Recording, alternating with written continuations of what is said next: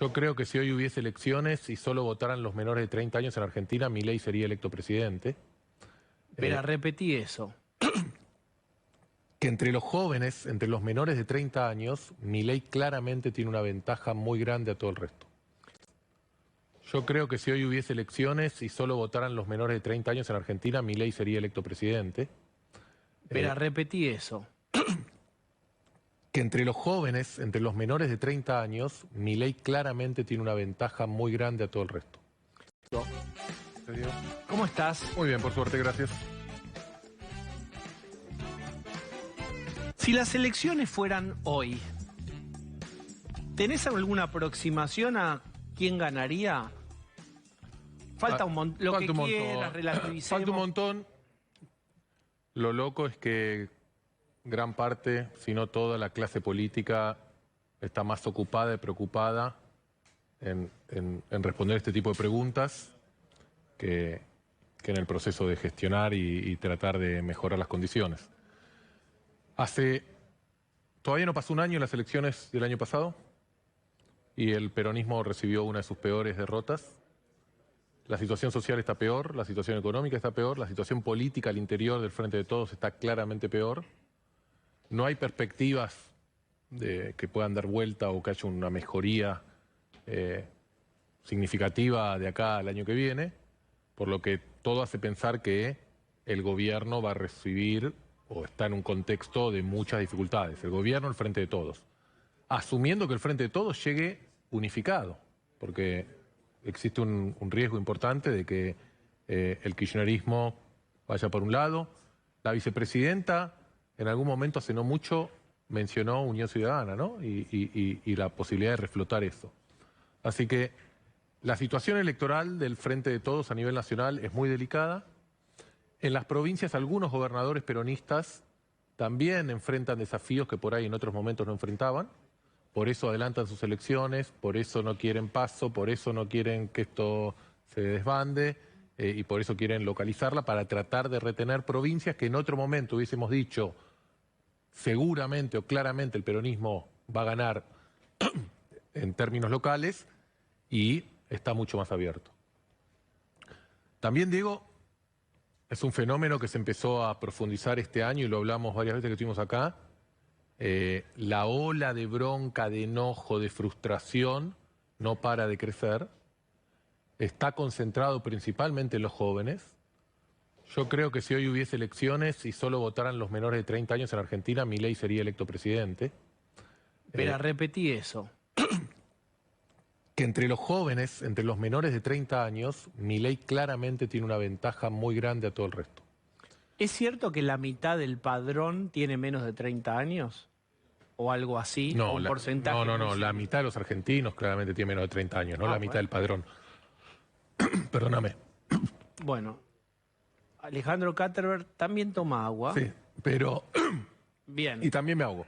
Pero no, obviamente el voto es muy de la gente joven es muy significativo, pero acá eso da cuenta, Diego, es del desacople generacional que estamos viendo.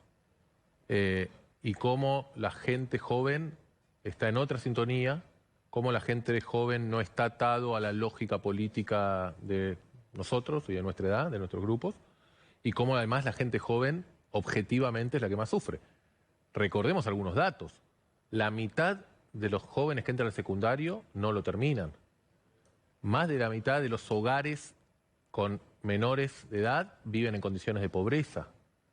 Entonces, hay una situación social, económica, agravada por la conflictividad política que hace que esos jóvenes se estén alejando cada vez más del sistema y por ahora canalizándose en Milei. No sé si se va a repetir, pero el indicador de las elecciones del año pasado fue el ausentismo mayor al promedio. 6 puntos más de ausentismo. ¿Qué quiere decir aquel ausentismo? Alguna gente dedujo o asignó eso a la salida del COVID y que todavía estábamos en una etapa de COVID y que había... Yo creo que fue un reflejo de esta incipiente enojo, frustración que se dio el año pasado. Que también lo que me preguntás es una buena pregunta, porque Milei básicamente pensá en la imagen de que está subido surfeando una ola. él no puede hacer mucho para que esa ola crezca más. Esa ola de bronca, de frustración, crece porque la inflación sigue subiendo, porque la política y los políticos tradicionales se pelean, porque la dirigencia política no genera expectativas de futuro, de recambio, de esperanza, y esa ola va creciendo. Ahora, Milei no puede afectar el tamaño de esa ola. Milei lo que puede cometer es errores para caerse de la tabla que está surfeando, digamos, ¿no? Como en algún momento con algunas declaraciones lo generó. Ahora, lo que vos me preguntás es una posibilidad muy cierta. No necesariamente el año que viene tal vez toda esa frustración se canaliza en un solo candidato. Tal vez el año que viene lo que vemos es que esa ola, que yo creo que va a estar presente, y yo creo que se va a romper el casi 85% de promedio de la suma de las dos coaliciones que tenemos en las últimas elecciones, entre El bipartidismo. el bicoalicionismo, que viene sacando más del 80% como de los votos en las últimas elecciones, yo creo que eso se va a romper. Ahora, puede ser que se rompa porque aparezca Milei y coseche una enorme cantidad de votos, o puede ser que, como vos decís, una parte grande elija no ir a votar, como empezó a pasar el año pasado. Una parte importante haga como ocurrió en el 2001 y vote por Clemente y anule su voto. Una parte vote a los partidos de extrema izquierda. El año pasado la izquierda consiguió 4 diputados nacionales y duplicó su caudal electoral. Entonces también puede pasar que eso ocurra el año que viene y una parte grande termine en Milei. Entonces, no necesariamente es cierto lo que estamos viendo hoy, que toda esta bronca y todo este enojo de un sector cada vez más importante de la sociedad que en las encuestas se canaliza hacia Milei, por ahí el año que viene a la hora de votar se desparrama en varios lugares. Sergio Massa como ministro de Economía y casi, si vos querés, como un primer ministro, ¿mejoró en algo la percepción del gobierno y de su rumbo? Sí, con respecto a Julio, con respecto a la saga Guzmán-Batakis, los indicadores sociales mejoraron 5 o 6 puntos. ¿Qué indicadores? Expectativas, optimismo, situación del país, situación económica, índice de confianza en el gobierno, toda la batería de indicadores de opinión pública que nosotros medimos en Poliarquía todos los meses, pero siguen estando, Diego, en los peores niveles históricos. O sea, ¿hubo un cambio de tendencia? Sí. En julio estábamos en un piso histórico, yo te diría los niveles del 2001-2002. Ahora mejoró 5 o 6 puntos, seguimos en valores de los más bajos que hemos visto en los últimos 20 años. ¿Cuán preocupantes son, si vos sos médico y tenés los estudios de laboratorio que te dan esos números? ¿Qué decís? ¿Ese paciente está muy grave? ¿Tiene que tener extremo cuidado? ¿El gobierno, y agrego entonces, tiene conciencia de la fragilidad y de que muchas veces está disociado de la agenda de las necesidades reales de la población? Yo te diría el gobierno, la oposición, la clase dirigente, las élites del país. Y yo les diría, y lo digo a mis clientes y a la gente con la que hablo o a los dirigentes con los que me cruzo, el cuidado y el recaudo que tienen que tener. Yo a veces digo una analogía, digo, ahí afuera en la calle hay elefantes, ¿no? Entonces algunos dicen, bueno, ya está, Katterberg ya... Digo, no, está lleno de elefantes, por ahí no los vemos, en algún momento va a pasar algo y van a empezar a correr todos y a romper todo. Y pasó en otros países de Latinoamérica, hace pocos años, y lo que este clima social da cuenta es que hay un nivel de enojo, y lo que acabamos de ver, hay mucha gente con ganas de pelearse. Hay mucha frustración, mucho enojo, muchas tensiones, muchas faltas de oportunidades, mucha pobreza. Bueno, yo mencionaba que la inflación también es desquiciante, rompe los umbrales de tolerancia, es como un poco vos lo sintetizás. Bueno. Para el que le gusta pelearse, tiene más ganas de pelearse. Bueno, entonces, que no estemos viendo, que de hecho sí vemos pequeños... Digo, la inflación, la pérdida de poder adquisitivo. Y bueno, la guita no te alcanza. Estamos viendo, hoy acaban de mostrar imágenes y ayer de temas sindicales, hace una semana fue el estadio en La Plata. Hay ebullición. Ebullición, y eso puede significar que en algún momento eso puede ocurrir. Los indicadores, el clima, cuando uno lo mide en las encuestas, cuando uno lo mide en los focus, cuando uno sale y habla con la gente, da cuenta de eso. Yo lo que diría es a la clase política, a la dirigencia oficialista y también opositora, eso.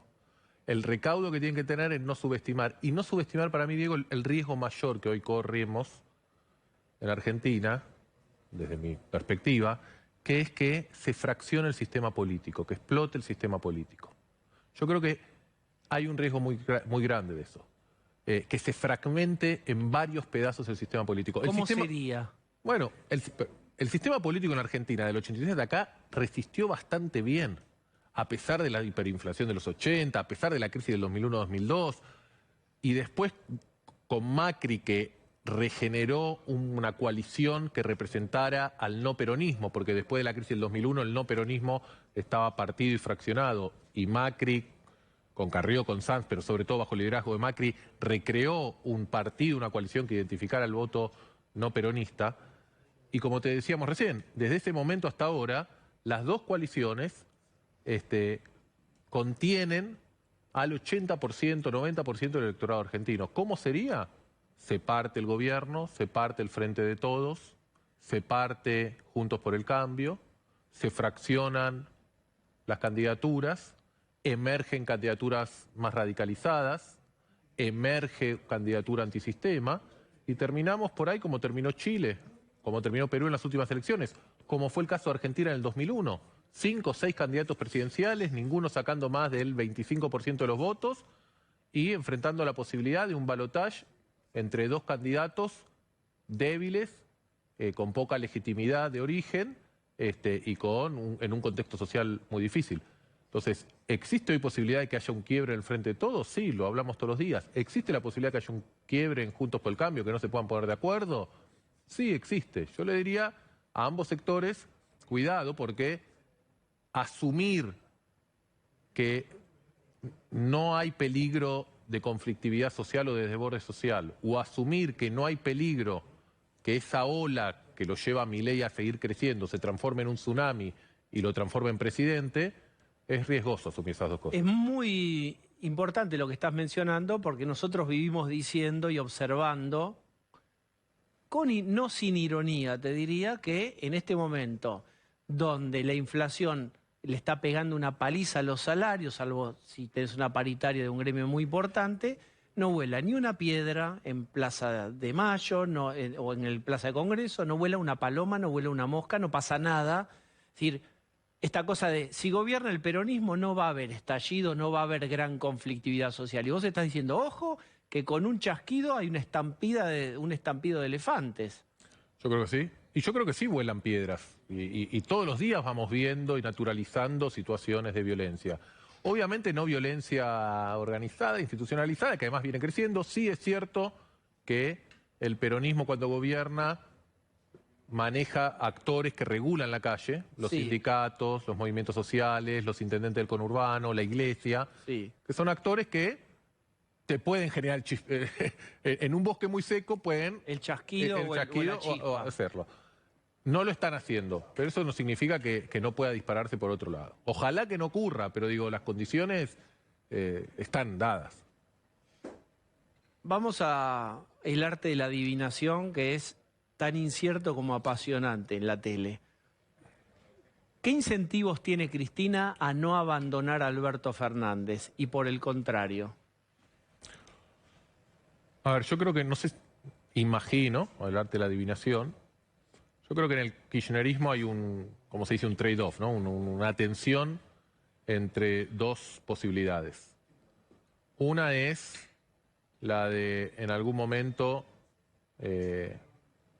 levantar más alto y más fuerte todo su bandera, su relato, y romper con el gobierno, y romper con el ajuste, y romper con las políticas que imponga el fondo, incluso romper con Sergio Massa, y retener, apostar al núcleo duro, 25%. En un contexto de fragmentación, en un contexto que eso puede disparar y generar fragmentación del otro lado, incluso hasta ni siquiera asumiendo que ese camino lo lleva sí o sí a una derrota.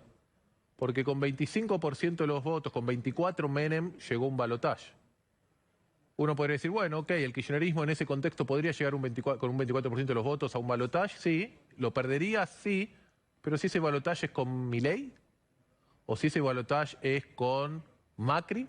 Pero yo te podría decir, sin romper también llega al 24-25%. Sí, ahí viene la diferencia. Sin romper, yo creo que el kirchnerismo junto con el Frente de Todos no aspira al 24-25, aspira al 33, al 34, al 35. Y ahí es donde se abren las otras puertas. Porque con el 24-25 es difícil retener la provincia de Buenos Aires. De la otra forma, tal vez pueden retener la provincia de Buenos Aires. Fraccionando y partiendo, retener Santa Cruz, retener gran parte de las gobernaciones, retener mayor número de diputados y senadores, es diferente. Por eso yo creo que la tensión está en un Frente de Todos unificado, donde Cristina Kirchner es la que decide quién es el candidato y no se le planta el presidente a decir yo quiero pelear, y si no el kirchnerismo es la que arma las listas, con aspiración de sacar el 35 puntos, o un kirchnerismo puro, duro, aspirando a su núcleo más duro.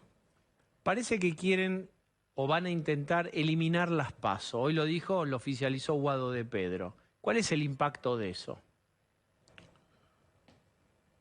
Mira, en primer lugar, me parece que yo no estoy del todo convencido que el kirchnerismo le convenga eliminar las PASO. El kirchnerismo fue quien impuso las PASO. Yo personalmente creo que las PASO es una muy mala ley que hace que el proceso electoral dure todo un año, que en Argentina se gobierne 6 meses y, y ya está, y esa es toda la ventana que hay para gestionar y ya se empieza a hablar de elecciones. Y creo que las PASO además lo que terminan haciendo es generando un incentivo al sistema político para acordar antes de ir a las PASO y obligando a la gente a votar innecesariamente porque básicamente, salvo algunas escasas experiencias, no se elige nada en las PASO. Ahora, esa herramienta de forzar al sistema político a negociar antes de llegar a las PASO le sirve a quien tiene las primeras minorías al interior de cada coalición, y en el caso del kirchnerismo siempre la tuvo. Entonces el kirchnerismo es el más fuerte cuando compite y mide los porotos contra el peronismo. Así que abandonar las PASO en esta oportunidad que están en el gobierno le puede no afectar, pero si se eliminan las PASO y queda el antecedente, o ya se eliminan las PASO indefinidamente, lo que le puede terminar es perjudicando en cómo usar esa minoría, esa primera minoría que tiene. El otro elemento es el cambio de reglas, ¿no? La trampa. Sí. Porque ahí está, porque es la trampa, porque ahí está en pensar que le creas un problema y un dolor de cabeza a tus opositores y aumentás la posibilidad de que como no tienen forma de dirimir su liderazgo, se fraccionen. Yo creo que a Cambiemos hasta por ahí no le vendría mal que no haya PASO. Yo creo que Cambiemos y los dirigentes Juntos por el Cambio están todos, o gran parte de ellos, trabajando asumiendo que el día después de las PASO, el voto de Cambiemos es la suma de las partes. Y yo no estoy seguro que eso ocurra. Hoy las encuestas no reflejan que eso ocurra. Y unas PASO legislativas, como ocurrieron el año pasado, son bastante amigables, porque al final competimos vos y yo, pero si vos me ganás, yo también voy a la lista y vamos los dos al Congreso.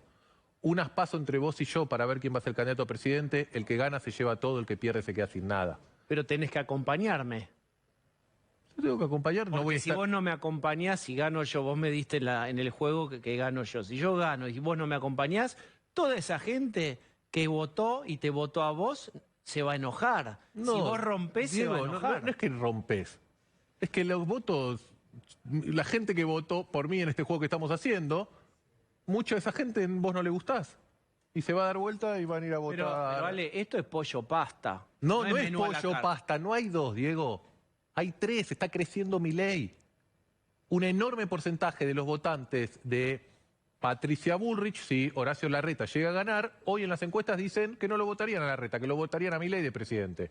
Y un porcentaje muy importante de los votantes de Macri dicen que si Patricia gana o si María Eugenia Vidal gana, no la votarían a ella, porque a ellas les gustan otro candidato. Acá entonces, hay una cuestión muy importante que vos mencionás, que es verdad que se cree que las PASO son un ordenador en donde siempre va a quedar contenido todos los votantes de Juntos por el Cambio. Vos lo que decís es, vos ya tenés números de que si no sale Patricia, yo con no sé quién no voy, prefiero ir a Milei, o si no sale quién, me voy. La gente salta al cerco y se va. Eso está en los números, hoy, a un año, a una diferencia. Ahora, el problema, lo que te digo, es la dinámica puede llevar a que además sea una interna mucho más dura, de mucho más enfrentamiento, de mucho más agresión, de mucho más diferenciación, que el ejemplo del año pasado. En Cambiemos, muchos dirigentes dicen, tranquilos, el año pasado lo hicimos, nos salió bien, nos salió bárbaro, sacamos 40% de los votos, el año que viene nos estamos peleando, pero bueno, vamos a ir a las PASO, se va a dirimir quién gana,